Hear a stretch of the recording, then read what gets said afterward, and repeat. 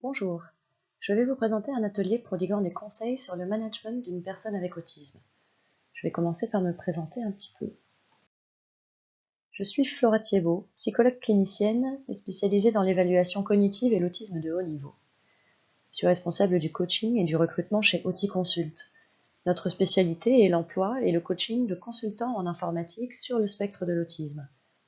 Ces consultants avec autisme travaillent sur des projets informatiques au sein des équipes de nos clients en tant que prestataires. Nous employons également des coachs qui soutiennent individuellement les consultants en informatique tout au long de leur mission, mais en retrait. Ils rencontrent également les équipes de nos clients pour les aider à mieux comprendre l'autisme et leurs nouveaux collègues. C'est donc à la lumière de notre expérience de l'emploi et du soutien de profils autistes de haut niveau et Asperger, ainsi que des échanges avec les équipes de nos clients, que j'ai réuni ces quelques conseils pour le management. Je vais d'abord vous présenter les particularités cognitives, que nous appelons chez AutiConsult les forces autistiques, et leur valeur ajoutée pour le monde de l'entreprise. Ensuite, j'aborderai les besoins particuliers des employés avec autisme, qui sont à prendre en compte par leur manager. La pensée autistique, si elle est différente chez chaque individu, possède des particularités cognitives qui peuvent être de réelles valeurs ajoutées pour le monde de l'entreprise. Les personnes avec autisme ont une pensée logique et structurée, et leurs décisions sont basées sur leurs observations et leur analyse logique, et toujours dans un but d'une meilleure efficacité. Les affects ou les aspects politiques, relationnels, n'affectent pas leur prise de décision, qui est pragmatique. Cela en fait de très bons auditeurs.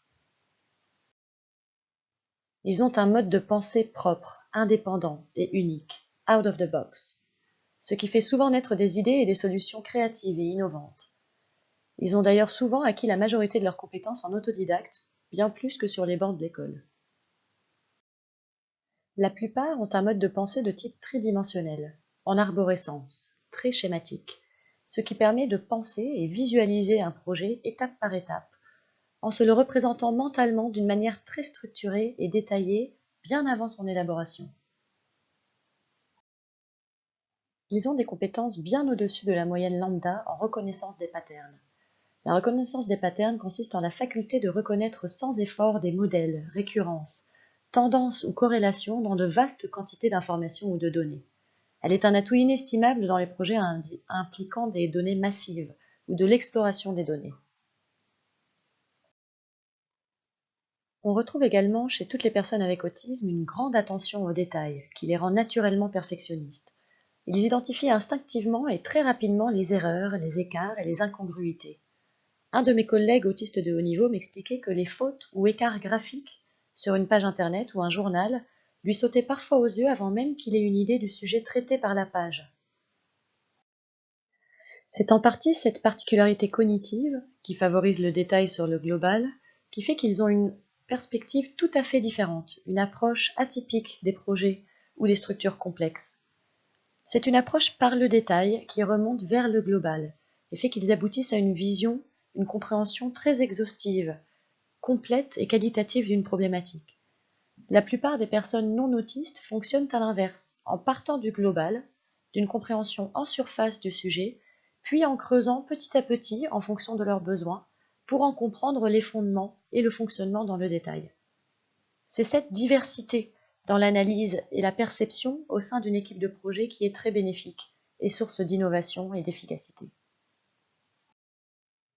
Sachez que la motivation première de ces profils provient de la qualité de leur travail et de la capacité à rendre un livrable fonctionnel et qualitatif. La reconnaissance sociale, par exemple, de par leur handicap, n'est pas un levier de motivation. Ils ne considéreront jamais un problème ou un projet en surface, et vous pouvez compter sur eux pour vous informer des plus infimes détails de leur projet, ou, pour imager, de la forme de la moindre feuille de l'arbre dont ils ont la responsabilité. La contrepartie est qu'il faut souvent leur laisser plus de temps au démarrage. Un de mes collègues autistes s'est un jour décrit comme étant un diesel. Je trouve l'image très adaptée. Ils ne disent rien au hasard et ne s'exprimeront sur un projet que lorsqu'ils penseront l'avoir compris dans son intégralité. Ce souci de la qualité, couplé à une excellente mémoire visuelle, en fait des collaborateurs précieux qui peuvent répondre à vos questions d'une manière extrêmement précise. Ce sont des experts. Leur mode de pensée les tire souvent vers plus de compréhension et de connaissances poussées sur les sujets qui les intéressent plutôt que vers une connaissance en surface d'une multitude de sujets. Attention au cliché qui consiste à dire que les personnes avec autisme sont tous des matheux ou des geeks, intéressés par les chiffres ou l'informatique. Il y a en effet une forte tendance à être attiré par des domaines cartésiens, en lien avec la logique, la structure, la précision et la prédictibilité. Mais ce n'est pas du tout le cas de tout le monde. De nombreux autistes sont des artistes, des littéraires ou des experts de la cohérence et de l'équilibre visuel par exemple, ce qui en fait de très bons graphistes. Bref, les personnes TSA, troubles du spectre autistique, peuvent s'intéresser absolument à tout. La recherche a montré qu'ils peuvent avoir des compétences de concentration très au-dessus de la moyenne sur des tâches qui les intéressent, et une vitesse d'exécution bien supérieure également à la moyenne des neurotypiques, des non-autistes. En tant que manager, pour l'efficacité et la motivation de l'employé, il faut savoir valoriser ce mode de pensée et d'apprentissage, en encourageant la personne vers plus d'expertise, en lui confiant des tâches compliquées et des défis dans ses propres domaines de prédilection, tout en essayant de le soutenir le plus possible dans les tâches annexes. Laissez-moi vous donner un exemple. Le manager de l'un de nos consultants nous a fait un retour excellent sur ses capacités de programmeur. Il codait 2 fois plus vite que ses propres ingénieurs, tout en multipliant la vitesse d'exécution par 10. Lorsqu'est venu le moment de documenter son code, d'expliquer comment il l'avait construit pour la postérité, il a mis le double de temps à effectuer cette tâche et sa motivation au travail en a été très impactée. Nous aurions pu éviter cette période difficile pour lui, en organisant mieux son quotidien en amont pour qu'il documente au fur et à mesure plutôt que tout d'un coup à la fin de la phase la plus intéressante pour lui. Si vous laissez la personne investir au maximum son domaine d'excellence, vous garantissez une productivité hors du commun. Enfin, ils sont naturellement directs et intègres. En tant que manager, vous pouvez compter sur cette force pour avoir un avis franc. En revanche, il est important de se rappeler qu'ils peuvent manquer de diplomatie et de pincettes, et de prendre leurs éventuelles remarques vexantes comme liées à cette franchise quasi maladive plutôt que comme de la malveillance. Je vais maintenant vous donner des conseils sur les besoins particuliers des personnes avec autisme à prendre en compte par les managers. Tout d'abord, ils ont besoin de clarté, de cohérence et de compréhension en ce qui concerne les consignes, les tâches et les objectifs de travail. Vous pouvez obtenir des conseils plus détaillés sur la manière de communiquer efficacement avec les profils du spectre autistique dans la présentation sur l'information des équipes. Sachez que les efforts du management et des équipes au niveau de la communication, qui doit donc être idéalement franche, explicite et claire, ainsi que la favorisation des canaux écrits pour confirmer les informations importantes, est bien entendu bénéfique pour tous les profils autistiques, mais aussi pour les profils neurotypiques, le reste de l'équipe, car les difficultés de communication ne sont pas l'apanage des personnes autistes, et les malentendus, les quiproquos, les interprétations erronées sont considérablement réduites au sein d'une équipe lorsque celle-ci adopte une communication plus directe. Les personnes avec autisme ou Asperger ont des difficultés à comprendre l'implicite, et donc une communication directe et explicite. L'information doit se trouver entièrement dans les mots et non pas entre les lignes. Par exemple, si vous demandez à une personne avec autisme de relire un rapport, elle risque de faire exactement ce que vous avez demandé, le relire. Or, votre demande implicite est plutôt qu'elle relise le rapport en notant des corrections éventuelles pour vous faire un retour. Pour limiter ce type de malentendu, favorisez l'écrit plutôt que l'oral pour les explications des consignes ou des objectifs importants.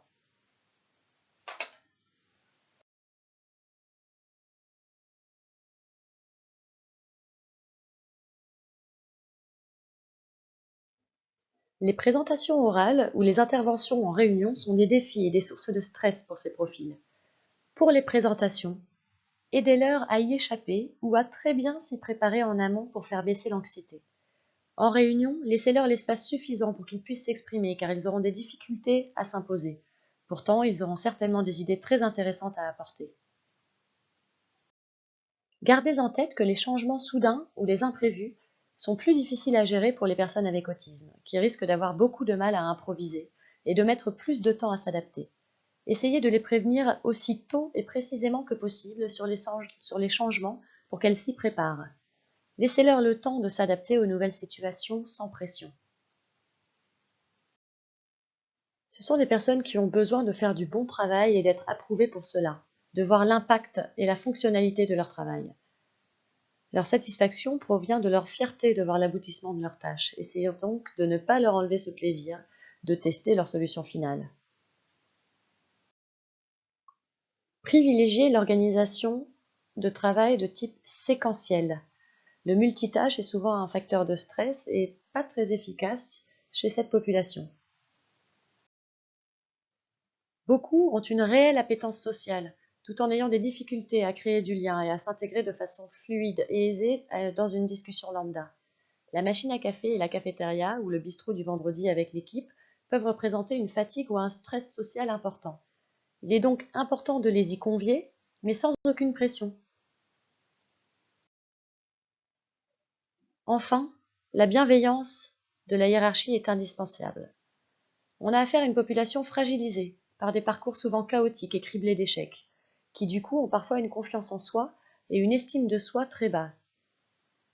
Ils risquent donc de sous-évaluer leurs propres compétences, voire d'auto-censurer leur créativité par peur de l'échec.